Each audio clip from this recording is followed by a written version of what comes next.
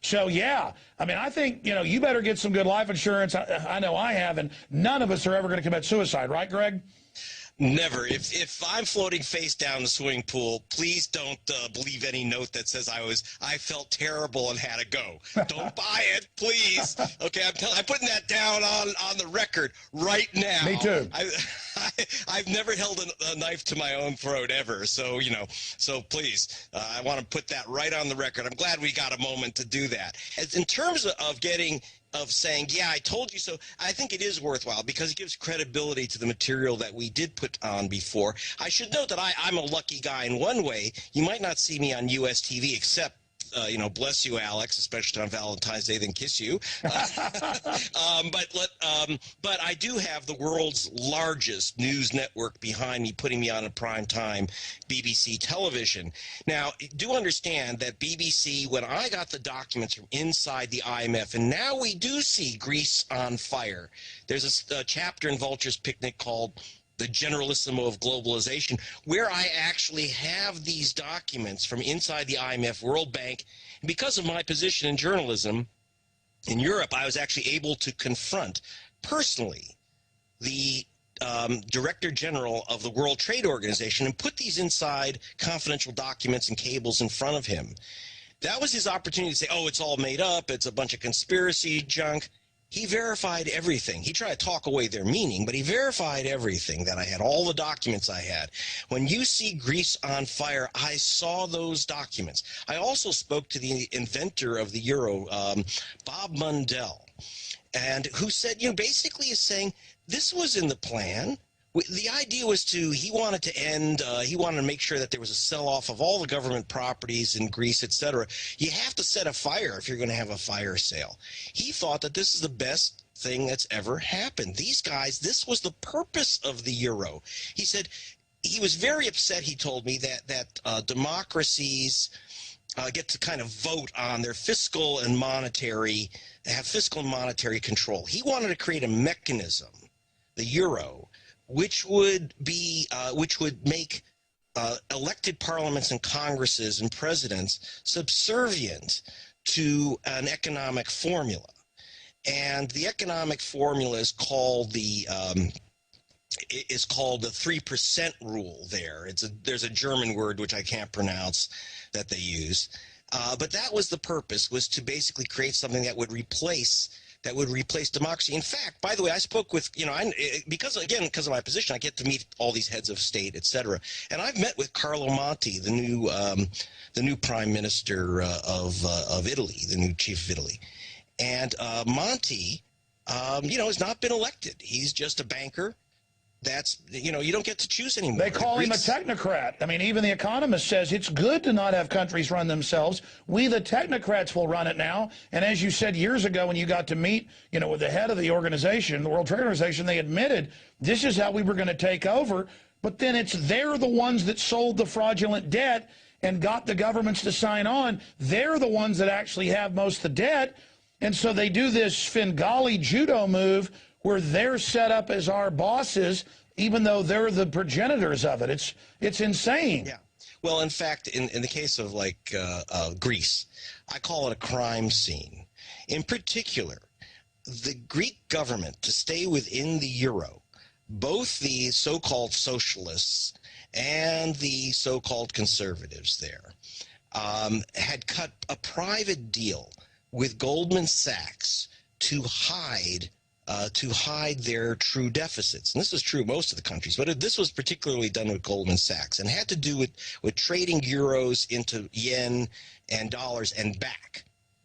Technically, on paper, it looked like Goldman Sachs took a multi-billion-dollar loss. Well, Goldman Sachs never takes a deliberate multi-billion-dollar loss. That's nonsense. In fact, it was covered up by a secret agreement to pay them back at massive charges, with massive usurious charges. I mean, you couldn't call it anything else, plus a $500 million fee on top of the massive interest rates that they were collecting, all done in secret. When this came out, of course, then the Greek bond market, the market for Greek bonds, completely collapsed, and people rightly, in a way, asked for massively high interest because they say we're victims of a fraud. Now, why?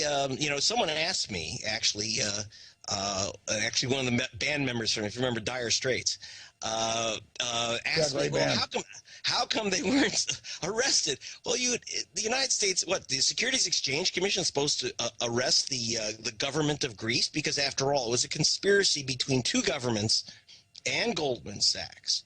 And here's the deal: instead of Goldman being busted, they get money from the European Central Bank.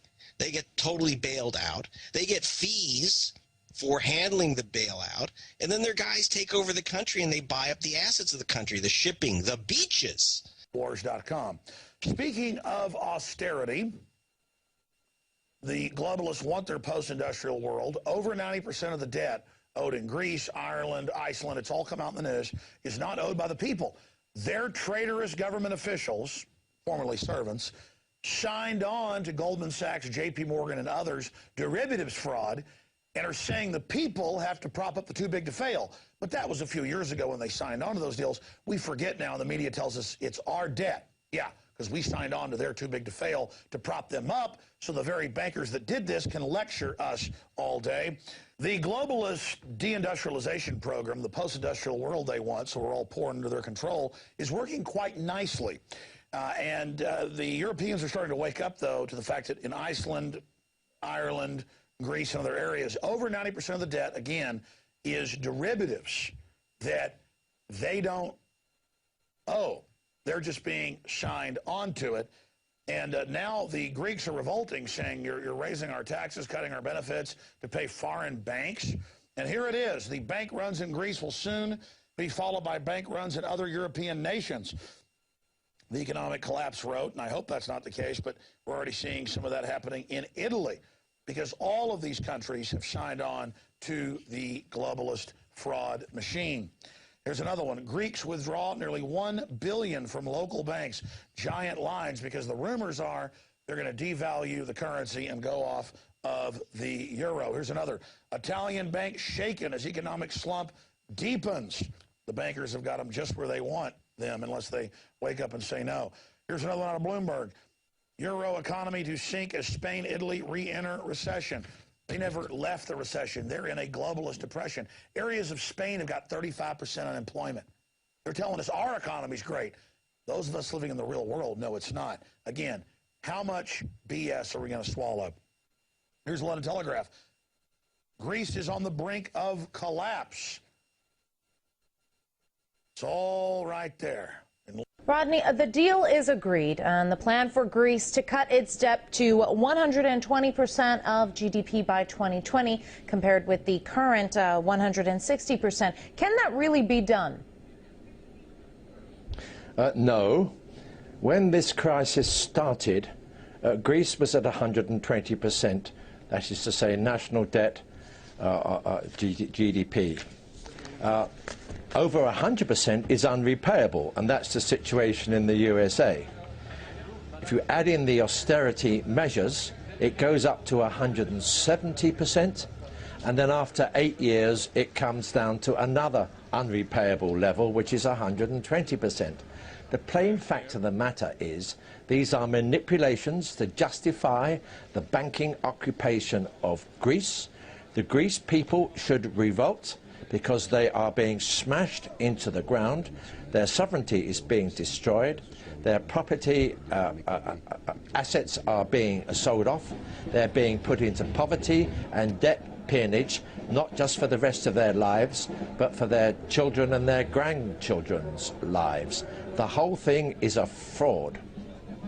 Well, if Greece again fails to meet its targets, and based on what you're saying, it sounds like that could happen, is there anything left in the country that could be cut? Yeah, the Greek people are brave people. One thinks of their record during the Second World War. They're highly inventive people.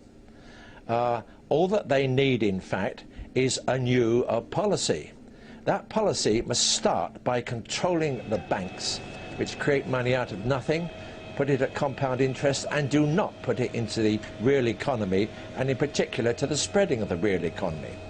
Unless then you open up an interest-free supply from your own national bank. But to do that, Greece must get out of the euro and take its own destiny forward in the same way as Iceland is now doing, and doing very successfully.